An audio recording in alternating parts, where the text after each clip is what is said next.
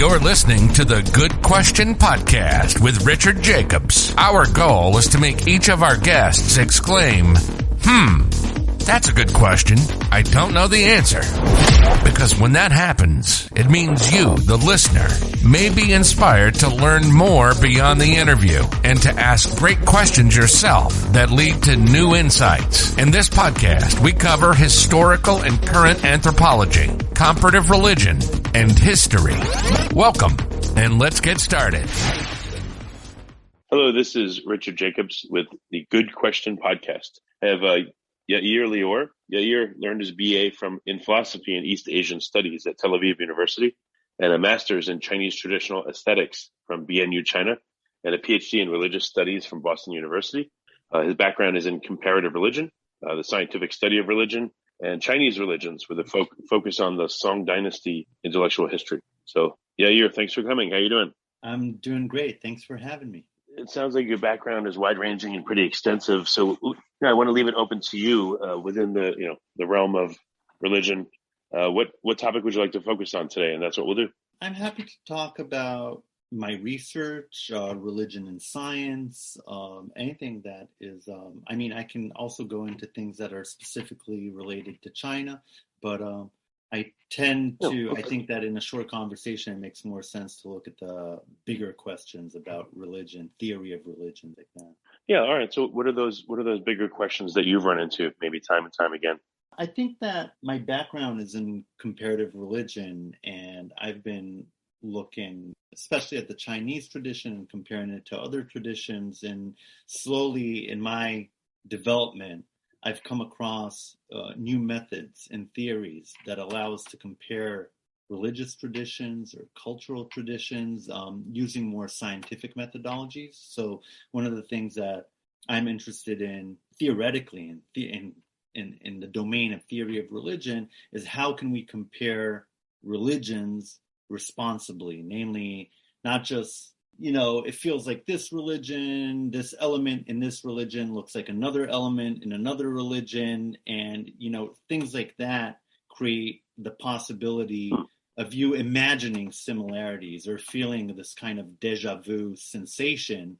But then when you actually go and look into the details, you see that there's not much to it. So a lot of comparative religionists have been trying to find methods, more scientific, more robust methods to compare religious systems. One of those is complexity science and systems theory. So for people in traditional social sciences, and especially in the humanities, this might seem a little bit strange because these are theories that come from the hard sciences. They come from computer modeling, from mathematics, complexity theory, and things like that.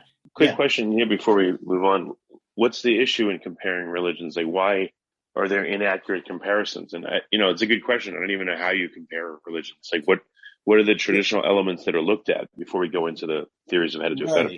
Yeah, that's a great question. Comparative religion has been fraught with many problems. There have been very talented and capable comparativists that have done great work on trying to find universal patterns in religion, cross-culturally. Some of those are like the founders of religious studies, the academic study of religion, like Mircea Eliade and many other very capable scholars. But the problem is that when less talented people try to do comparative religion, or not necessarily less talented, but people with less knowledge, you can maybe sometimes unintentionally come up with generalizations arguing that you see some kind of resonance or similarity across traditions, that when this is actually put to test by people who specialize in these traditions, those conclusions seem very, very shallow and unsupported.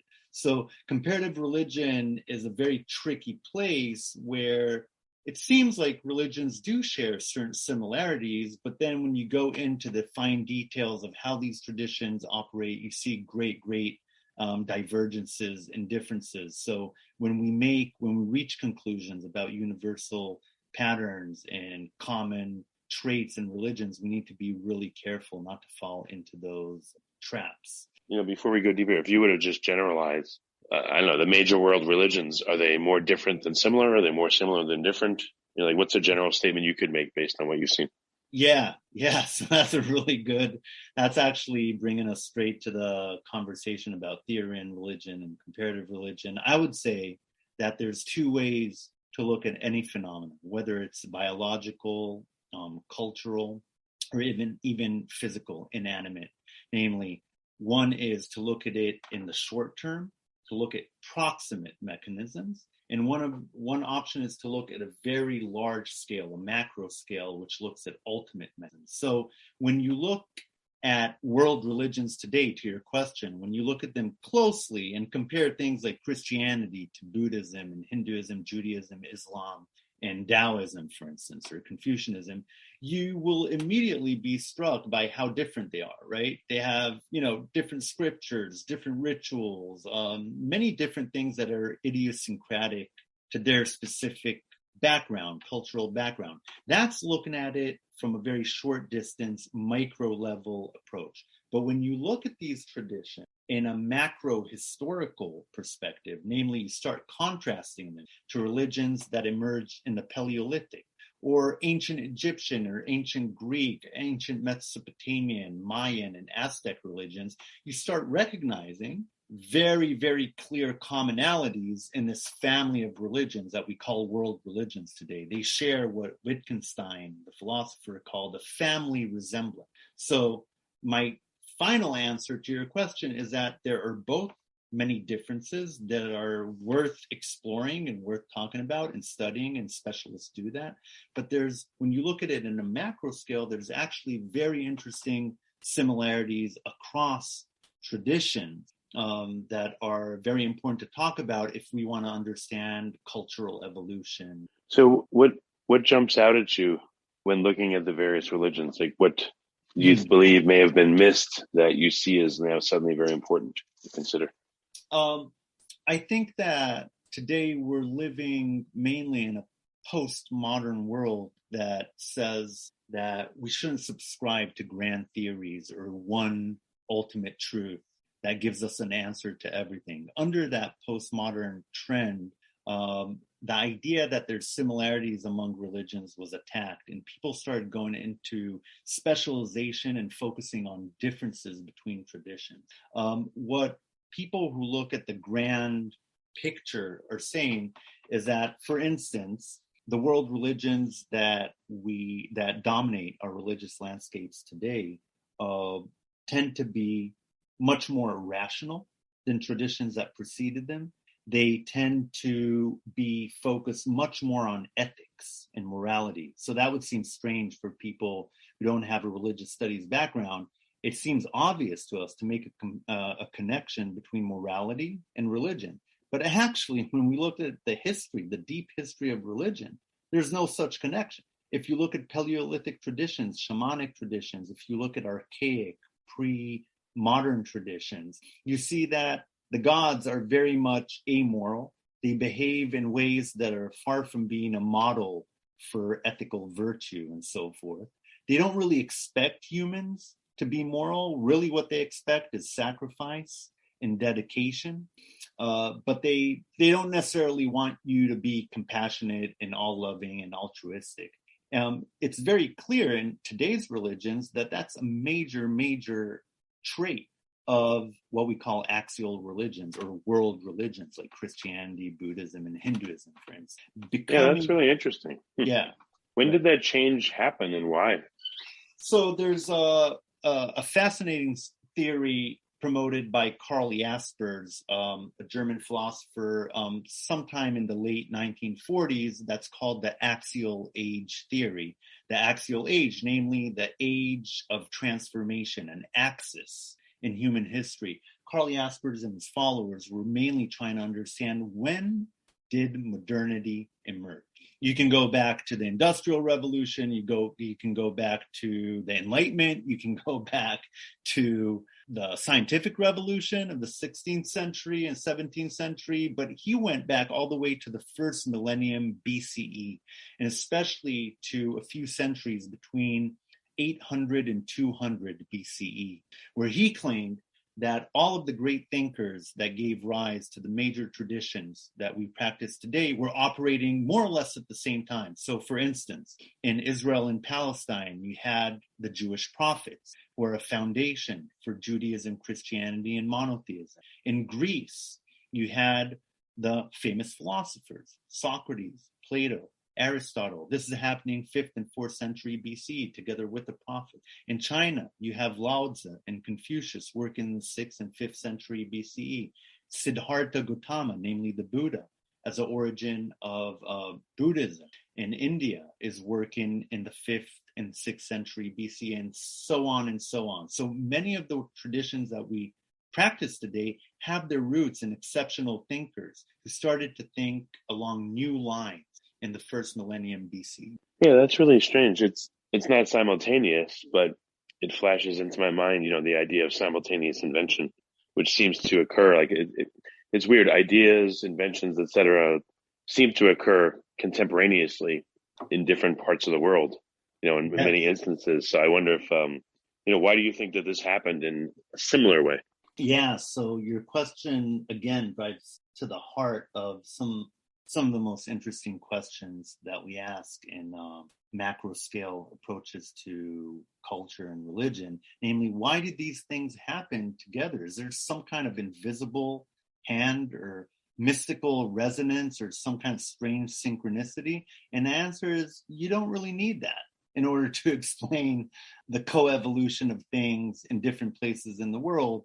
If you look at the evolution of systems, they go through stages of increasing complexity. And therefore, so to take the example of world religions, in the 1st century BCE, you have a certain cultural complexity at place. This is a time where many traditions are transitioning from bronze technology to the Iron Age. This is a time where you have massive urbanization in most of the places where world religions evolved. It's a time where new writing systems emerge as opposed to Egyptian hieroglyphics and like clunky writing systems like cuneiform or Mayan glyphs. Suddenly you have these very efficient writing systems that are called alphabets. Or in China, you have a decrease in the number of Chinese characters to something much more manageable. So all these things are happening together, and you have these tipping points or threshold moments where there's strong pressures in the environment to come up with new philosophies that are more in tune, more in line with the new cultural context that is emerging. So you have things like Confucius, the prophets, the philosophers thinking about similar dilemmas and trying to find similar solutions, leading to convergent traits in their philosophy. When it comes to invention, which you mentioned, so think about the invention of calculus by Newton and Leibniz, two great geniuses that kind of co-invented calculus at the same time. It's usually attributed to Newton, but Leibniz was working on the same things. When you have a certain level of complexity of mathematical theory in place, it's very likely there's attractors or there's a bias towards certain inventions that are very necessary to move human knowledge forward. But it's really the foundations that are already in place that allow people at different places in the world to come up with similar inventions, which seems strange to us, but when you analyze it from a long-term perspective, it's a little bit. Well, I don't know. Does it point to any divine hand or divine intervention that, again, people all of a sudden, not again at the exact same time, but within this short span of, several hundred years, like, what do you think drove that? Why was there maybe a religious renaissance, you can call it, or I don't know what scholars have called it, but why would it happen in that period? I think that it's due to fairly similar rates of development within complex systems. So I'm starting to use this terminology of complex adaptive system, chaos theory, the idea that the world is composed of various systems. A system can be something very simple and it can be a whole culture. So if you look at the rate of change in the way that material, biotic, and cultural organisms complexify, you see that there's actually a certain common rate of that development. So it's likely that people, for instance, when you have agriculture, at one point about 10,000 years ago, suddenly we come across agriculture. We invented it. We found out that it's possible to domesticate plants.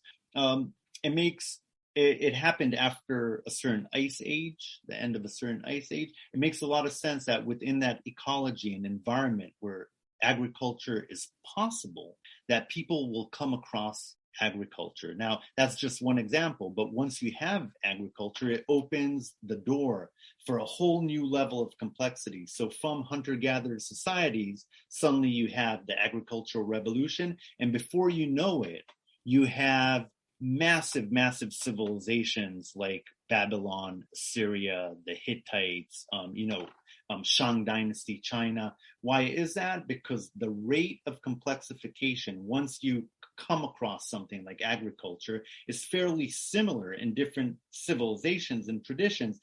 There might be discrepancies of a few centuries, but in a grand historical perspective, it seems to be synchronous, which it is. There's also cultural diffusion where ideas move in between cultures. So I guess my main point is that I don't think you need a divine hand. I don't think that you need divine intervention here. It's really, there's naturalistic ways to explain complexification and convergent evolution that don't necessitate, supernatural. Well, what if this was a long time building and it only manifested after 50 years of work, 100 years of work, 200 years of work? Maybe it seems sudden, but it was there for a long time, slowly simmering and improving. Like agriculture. I don't, right. Who would magically, poof, this season, all right, we're planting, we're doing all this other stuff. It seems like it would have been a very slow accumulation of knowledge till it suddenly looked successful, but it was maybe a long time getting there. Oh yeah. I absolutely agree with you. I don't think it contradicts what I said, but I absolutely agree with you. The agriculture took many centuries and even millennia to develop. So at the beginning, you have hunter-gatherers who kind of like understand that there's a possibility for domesticating certain plants, but they mainly rely on hunting and gathering. Before you know it, there's a transition to agriculturalist villages, which are really small and not very complex entities.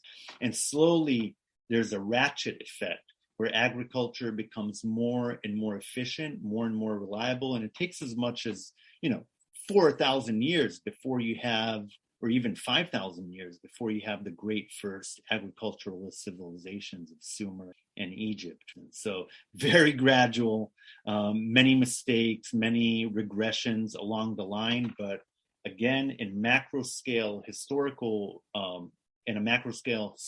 view, you do see a push, an evolutionary bias towards complexification, and complexity usually unfolds in relatively similar and coherent stages in different cultures. You can't build the Roman Empire if you don't have, or Alexander the Great's Greek Empire, if you don't have Egypt and Babylonia and Assyria before that.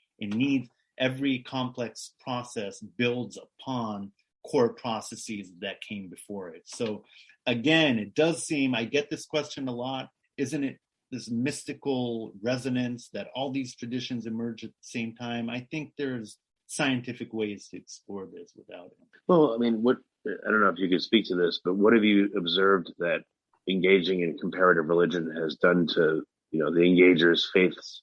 I don't know if you want to talk about your faith. Has it reduced it, improved it? Has it confused it? And what do you observe in other scholars? Yeah, I teach at BU, and one of my courses, Introduction to Religion. It's a basic course of any department of religion, introduce religion. And I happen to give a evolutionary approach to religion in that course. It's not very common at all.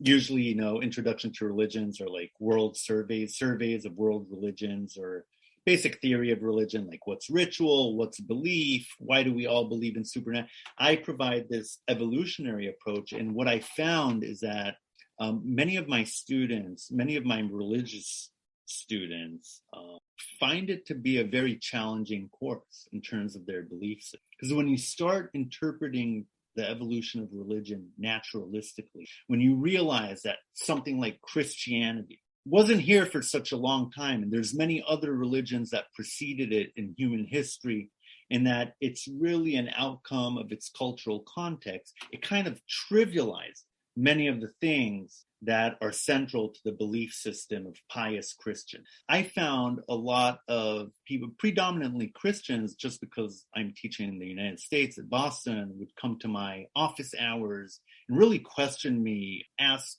very troubling questions about, they seem confused and a little bit disoriented by this approach to religion that is very scientific. And sometimes it angers them.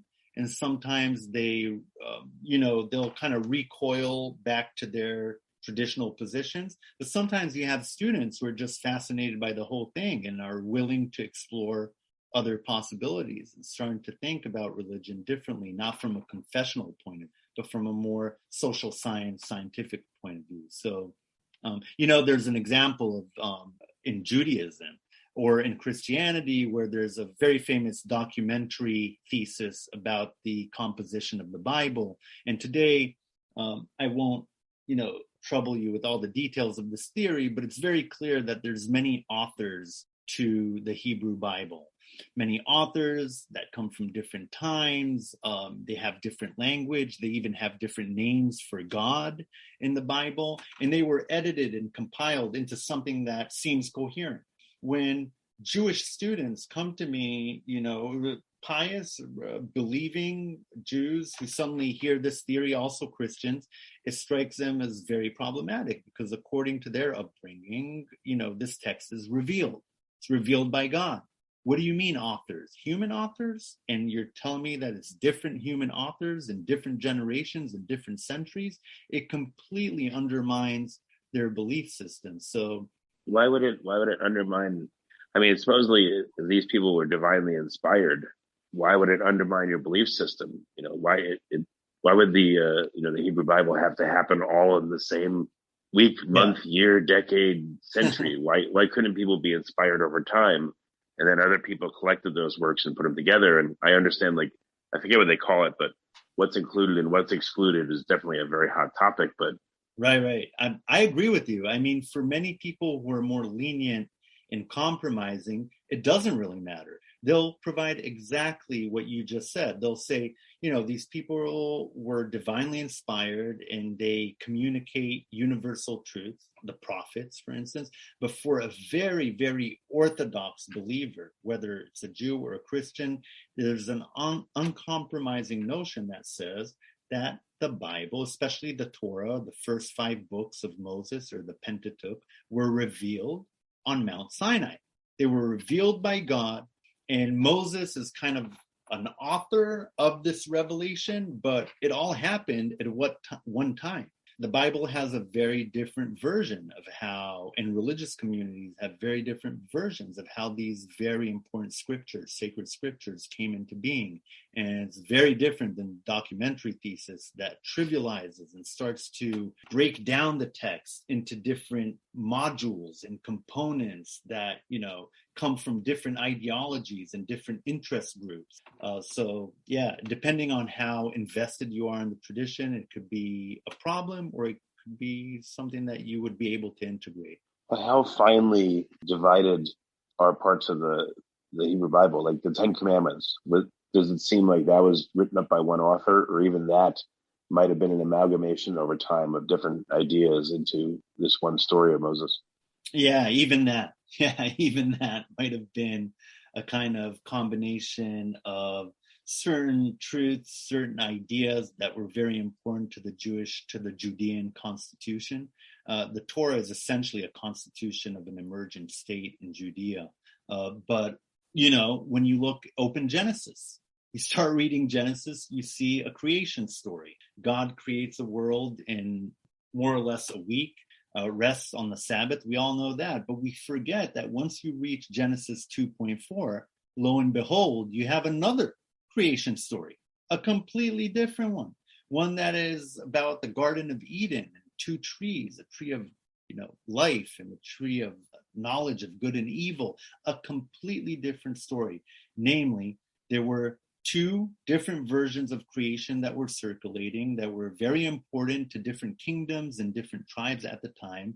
And the biblical editors decided to include both of them, but they are not compatible. There's two different stories there. God is referred to differently by different authors. Some authors call him Yahweh, the four-letter word, tetragrammaton, whatever you want to call it, this word that is spelled in Jehovah or Yahweh in Hebrew. It's four letters that aren't supposed to be pronounced.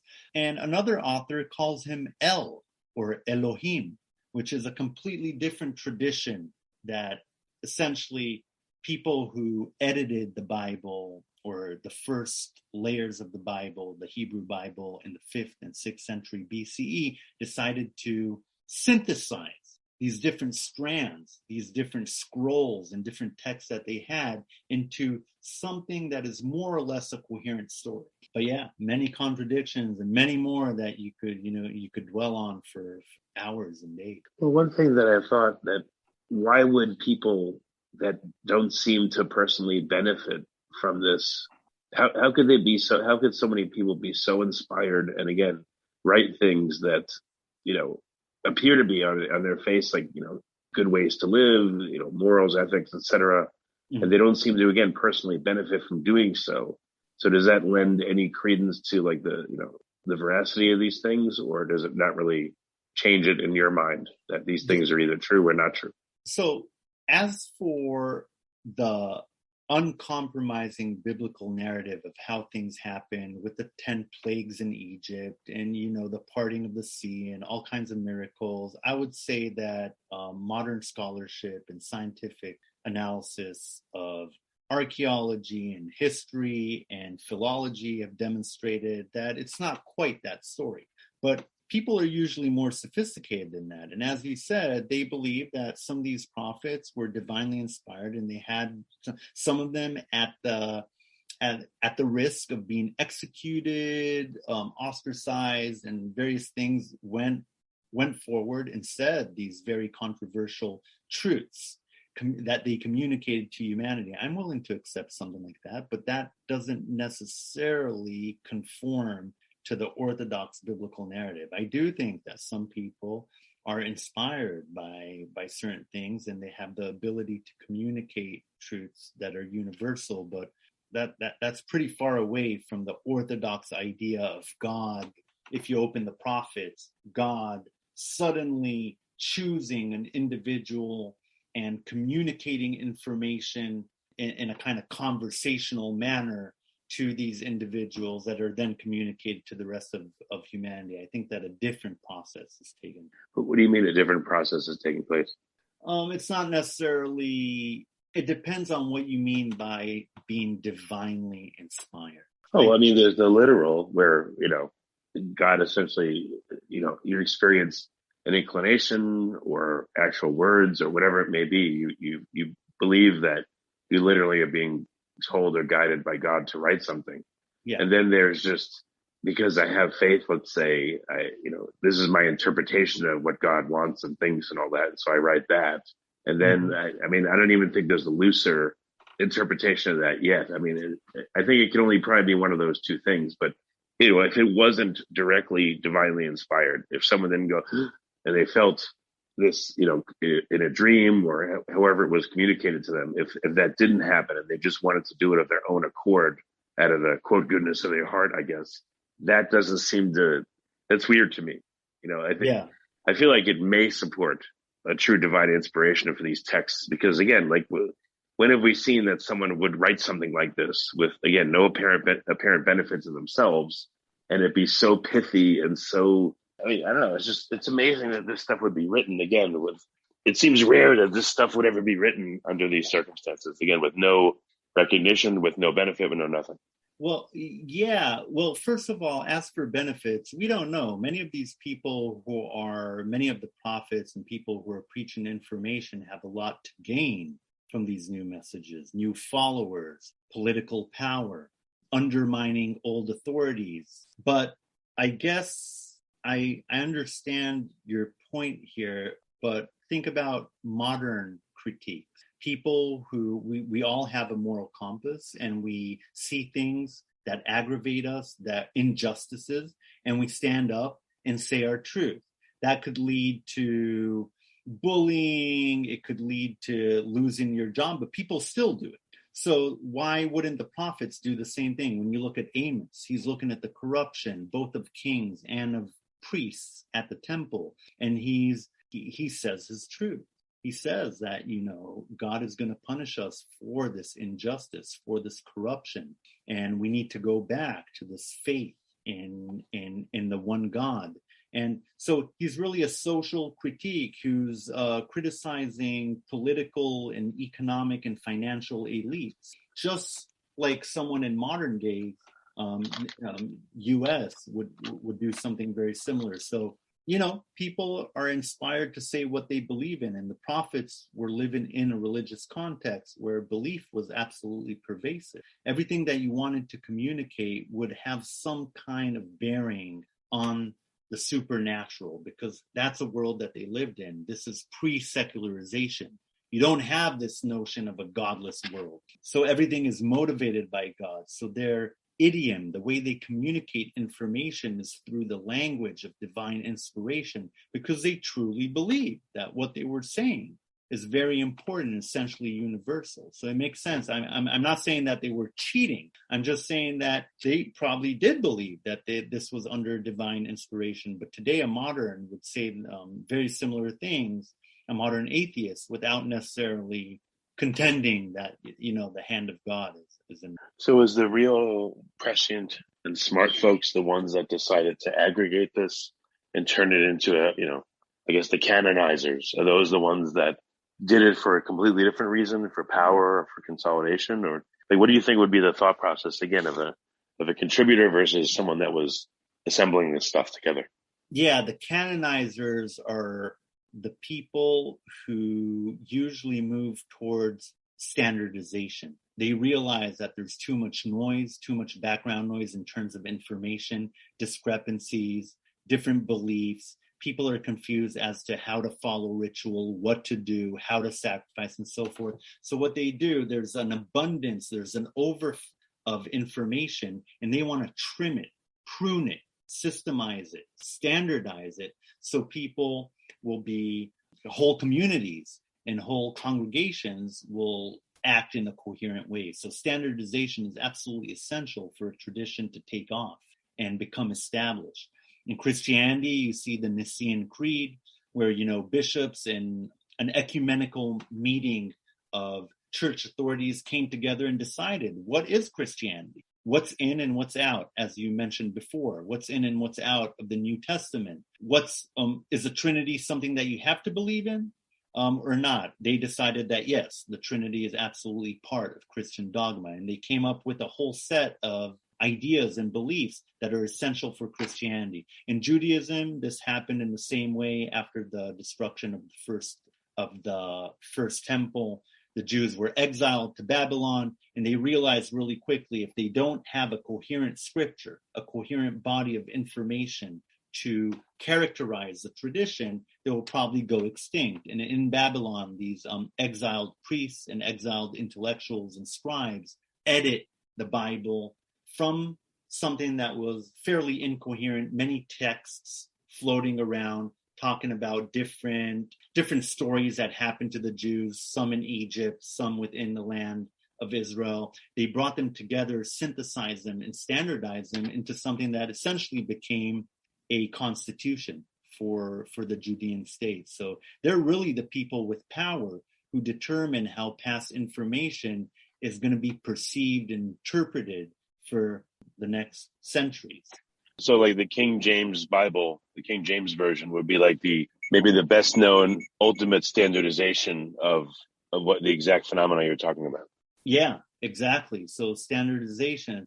So there's versions before that, but you have these updated versions that become a standard for everyone who's reading the Bible. It's way easier to control populations when there's a coherent body of information that underlies the whole cultural process.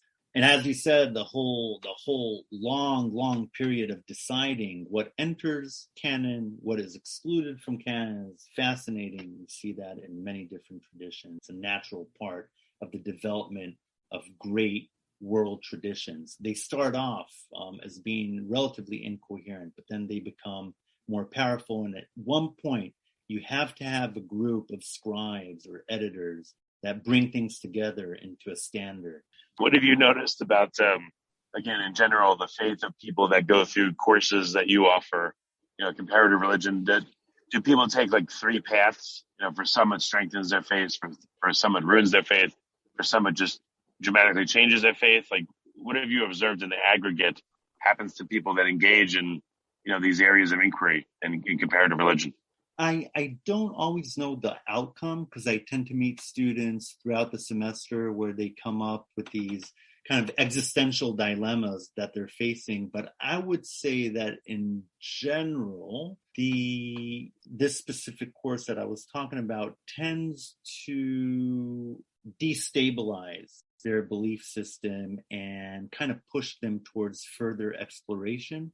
I know at least of one or two cases where people came in to some of these courses with a certain perspective about Christianity or Judaism or Islam and came out of the course with a little bit of more analytical suspicion towards text, towards these traditions. And I think that that's a good thing. I tell religious people this doesn't need to undermine your religion, but it can certainly strengthen it if you base your religious beliefs on exploration rather than taking things for granted because you were told so. So this whole process that is very hard to go through, to start asking new questions, to realize that some things that you took for granted aren't necessarily that way, that's a good thing for your belief system because it forces you to struggle and to grapple with these ideas, and you can come out the other side, so to speak, with a more updated form of what your faith is. Yeah, I remember those years ago going to the Museum of the Ark, I believe in Kentucky, and they had a story of the flood, and they showed at least, there was at least 10 versions of the story, all differed a bit, but throughout time and across different cultures, there was this similar story. So in your studies of comparative religion, do you see that as well? Not only do these religious faiths appear to be constructed, out of many different people's thoughts over time, but the stories in them, are they similar across religions, and what does that tell you? Yeah. Well, the stories aren't necessarily similar across tradition. The example you gave is a fascinating example of the flood story that has Sumerian antecedents and Babylonian and Akkadian ones. Essentially, you're talking about going to a museum where the museum is showing you that the fact that this story shows up in so many traditions is actually supports the idea that this is a real flood, right? But interestingly enough, for scholars of religion, this actually undermines the whole story because of the Bible. Because what seems to be the case is that there was a very powerful and very popular story about the flood. Instead of Noah, you have a different guy. His name is Utnapishtim. But you have an ark, you have the animals, you have the raven, you have all the main components of the story are identical. And it seems to be that this just happened to be a very powerful story. Perhaps it was some kind of climate change and flood involved, but it was actually co-opted by the biblical writers and the biblical edited and inserted into Genesis, namely that this is, for many people, this shows that this is not an original biblical story. It's not original to Judaism. It actually has a very different background story in Mesopotamia that has to do with immortality and stuff like that. So it's an example of how a tradition like Judaism takes old components from old traditions, old stories in this case, and reformulates them in a way that is in line with monotheism, which is a groundbreaking new idea at the time.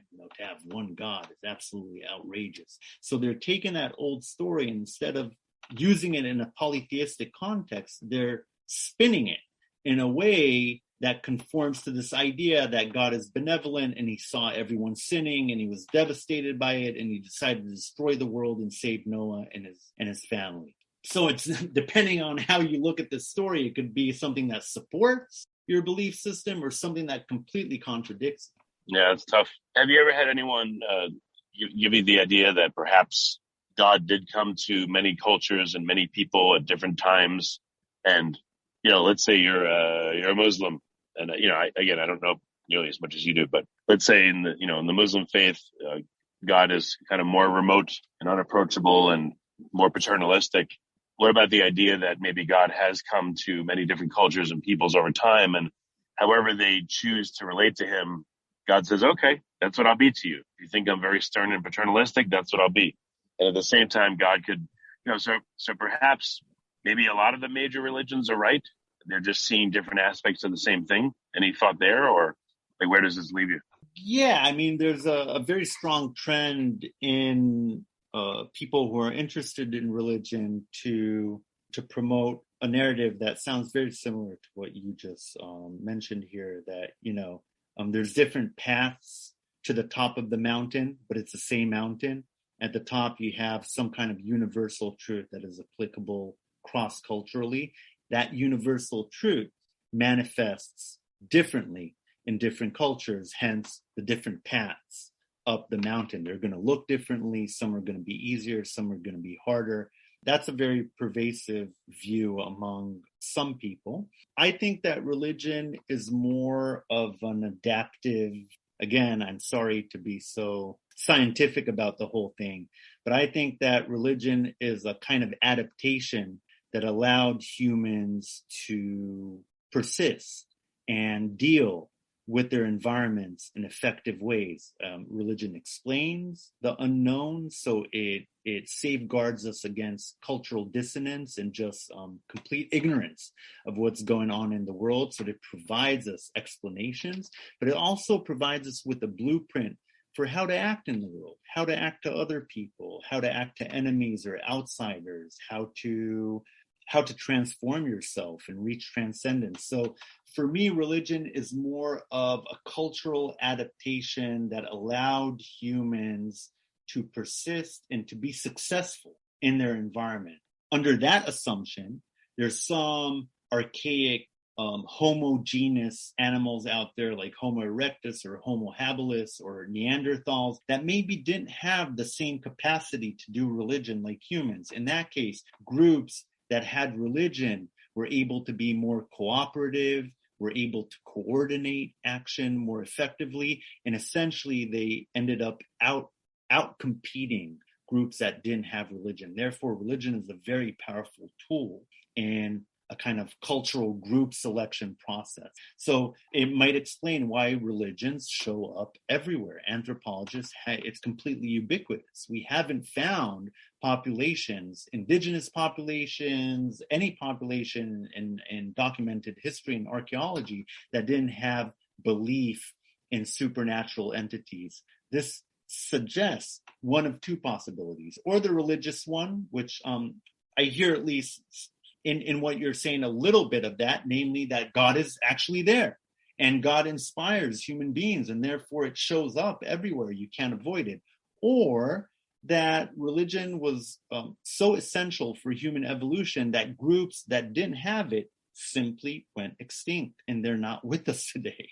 So those are two very different perspectives and, to represent two very different cultural temperaments and attitudes towards it. Again, last question on this, but I don't know, after all you know and after all you've seen, are you able to quote unquote pick a religion, like pick Judaism, or do people that, again, get into comparative religion, do they end up not really being associated with any one religion? Like what happens to them in general that you've observed? Yeah, great question. I would say majoring in religion, doing your Ph.D. in religion or comparative religion, religious studies, usually would essentially lead you to a position. It's not always the case. I'm working with faculty who are very religious, people who really, Muslims, Jews, Christians, Hindus, that come from within the faith, but they interpret and analyze religion objectively. On the other hand, I would say that once you become exposed to so much data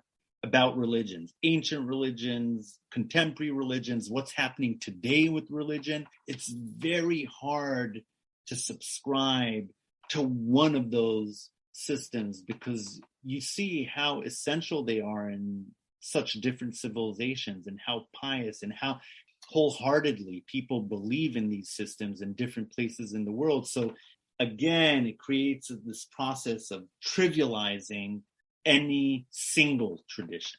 So I think that usually scholars of religious studies tend to develop a more atheistic or agnostic worldview. Yeah, I was wondering what had happened here. Interesting. Well, Yair, what's the best way for people that are curious about this conversation to embark upon, their own version of comparative religious studies? If they're not, at a university and they want to do this on their own, what's your recommendation on how they get started?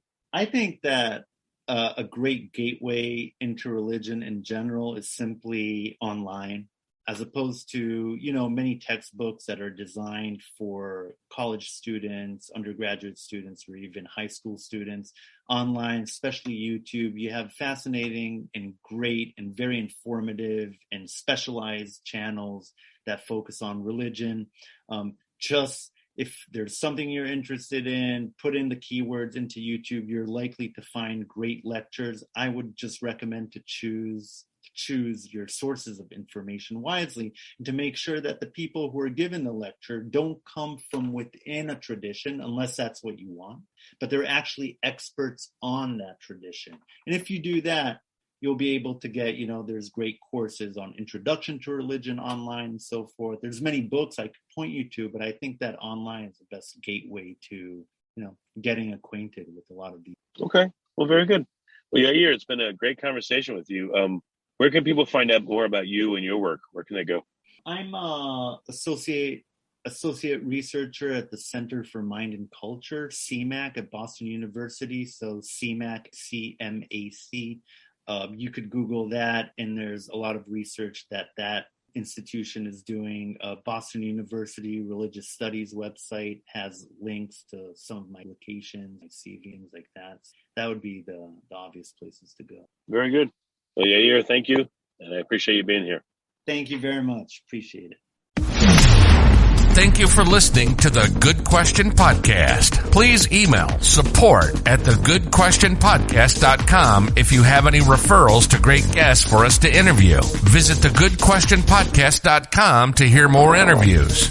And please help us spread the word by rating and reviewing us on Apple Podcasts, iTunes, Spotify, YouTube, or wherever you listen to this podcast.